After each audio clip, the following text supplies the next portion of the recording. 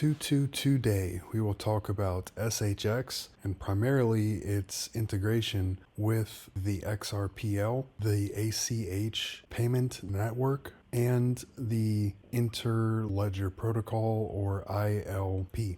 And how all of this is important because XRP and SHX, as well as XLM, all trace back to the exact same highly connected individuals that come from the PayPal mafia. And today, I'll concentrate primarily on how SHX and Stronghold Net are a bridge from Web 2 into Web 3, and how they are even hinting at and talking about that right now. Here we have from February 23rd of 2024 that Stronghold posted a picture of the Golden Gate Bridge, and out of any other picture that they could have captioned, they chose to use a picture of a bridge. And that is important because it seems like Stronghold and Tammy Camp's personal account have been putting out some kind of cryptic and inspirational posts that hint at a lot of success coming. Here from Captain X, we have a old commercial about Stronghold that says, "We make sure to connect it all." And it puts a coin with the XRP logo in a piggy bank. I can't play that because of copyright issues, but here is the point in there that has a coin that is symbolic of XRP in the video with that exact caption. And here is an interesting part from a podcast that is talking about what SHX actually is. Let's talk about the coin. Your coin. Is it a coin or a token? I guess it's a currency. Yes. So it's a coin. Okay, very cool. Very cool. So talk to us about kind of the use case and how you adopted it, and a little bit of the tokenomics around it. Sure. So how you guys, because it's one of those things that you put it out and it's going to live forever out on the blockchain. How did you guys what was your thought process around it? Yeah, so we released the token in 2018, and it was, at that time, it was always to kind of enhance our ecosystem. At that point, we had IBM was one of our first customers, and it was really just to kind of allow some of these more enterprise businesses to have it and use it for discounting fees or to offset their fees, and that's very similar to it's kind of morphed of how we use it today in our ecosystem. Again, we have hundreds of businesses on our platform, and so what we do is we incentivize or we reward businesses. The more payments that they put through our payment processing, like the traditional side, we actually reward them with our cryptocurrency, which is our token. And they can either use that token to offset their merchant processing fees, like the typical 2.9% processing fee. So it's effectively, takes that cost basis to zero, right? Here is a bit more on how Sean, who is the co-founder and chief technology officer at Stronghold, who came from XLM and XRP, talking about how DeFi fits into Stronghold's objectives shared by the official XRPLF YouTube channel. Keywords are bridge, sponsor bank, and yields. And here are some shots from that, which are also pretty much talked about in the white paper as well, except here it is visualized in a different way. So it goes from a customer and transaction and is processed by card or ACH that goes into a sponsor bank, and then that payment would go to the actual business where the transaction occurred, with some of that SHX going into a repayment ledger on-ramp that goes into the LPs that are funded by the capital contributors, and they have a lot of very large financial institutions and institutional investors to do that, and they are doing that as we speak. Stronghold is building a global financial ecosystem where institutions and individuals can seamlessly manage and trade assets. As of August 2018, our platform has more than 25,000 active customers, and Stronghold's exchange went exclusive to institutions in April of 2019. And at about this time is when a lot of people on X say that the IBM World Wire partnership ended. However, I do have much more information on that, which I will put into different content, but it doesn't really look as if IBM World Wire is not involved, and it is at this point in time, in my interpretation, not only active, but it's also expanding.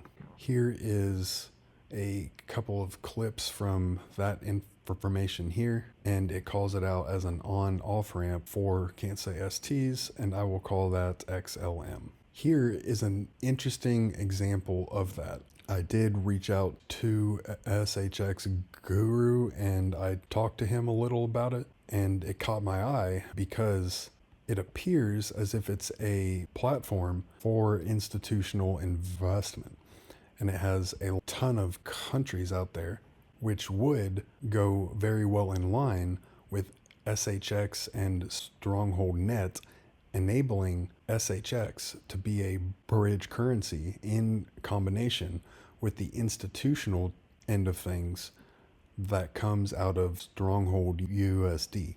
And all of that points to the involvement of SHX and XRP, particularly around the ILP, which is called out here and is a piece out of an article from May of 2019 talking about how the Stronghold platform integrates with the ILP.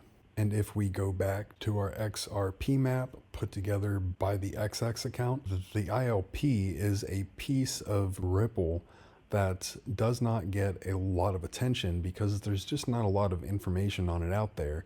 And the information on it is a little bit vague at this point, and that is, in my opinion, entirely on purpose. Because when you are working with very large financial institutions and companies, you just can't come out and say everything, because all of these companies are effectively competing against each other in one way or another. And they don't want to be able to give out too much information on a newfound competitive edge. And that all comes down to how I think that all of these huge fintech utility token concentrated companies that include things like XRP, XLM, XDC, SHX, HBAR, all of these guys have tons of partnerships and applications right now that are so big and valuable that they just can't come out and explain everything. That has most directly, in my opinion, been expressed by Casper, who has said that they have about 40 partnerships and applications that are currently under NDA, and that was from a few months ago now. Here is a recap of the Nacha Payments Innovation Alliance winter meeting that took place a couple of weeks ago now, which I also have much more information on that is incredibly eye-opening too. But here is a good cut from Crypto Banker SHX, where it explains that not only is SHX and Stronghold connected into the ILP, but it also is heavily connected into the US ACH payment network, which processes 80 trillion per year as of 2023. Of the Alliance program for Nacha in the Payments Innovation Alliance, you'll see that the people that they stand alongside in this alliance are some of the largest financial institutions on the planet, as well as some of the biggest companies on the planet. We have the likes of Amazon in there, Bank of America, we have BNY Mellon, Citibank, Commerce Bank. We also then have things like all of the Federal Reserve banks who sit on the alliance alongside Stronghold, IBM, JP Morgan. We have the London Stock Exchange Group in there, LexisNexis. And as I say, they all sit alongside Stronghold. If we go further down, we have the Clearinghouse Payments Authority, we have the US Bank, we have the US Postal Service in there, the US Faster Payments Council. All of the people that shape the future and provide the payments for the US and globally. We have Walmart as well and Wells Fargo, just to name a few. Now, what is happening this coming week on February the 28th to March the 1st is the winter meeting. So the Payments Alliance, the members all get together in person. Here is a recap of what was actually being talked about there that I will expand on a lot more. And you have a number of topics that Stronghold is extremely connected to right now. For example, pay by bank, navigating the regulatory landscape, because SHX has been highly conservative in their rollout of the token. New trends in tech for B2B. It's just one point after another. And to top it all off, the mobile app for the conference was sponsored by JPM. And I have explained a couple of times now how they are directly connected to and involved with Stronghold and SHX. And I have high expectations for where SHX is actually headed. There has been a lot of esoteric and cryptic information that seems like it is really connected into SHX on top of XRP and XLM. So you have SHHH, which could be interpreted as SHX because of the 3 H's, and a reference to XRP with a rocket coming out of it that can tie back into the original logo of XLM. And there are also some hints at SHX by, I won't say that account name on here, but it does show the exact same kind of imagery as what is found in the Bearable Guy content, which has a lot of allusions to SHX.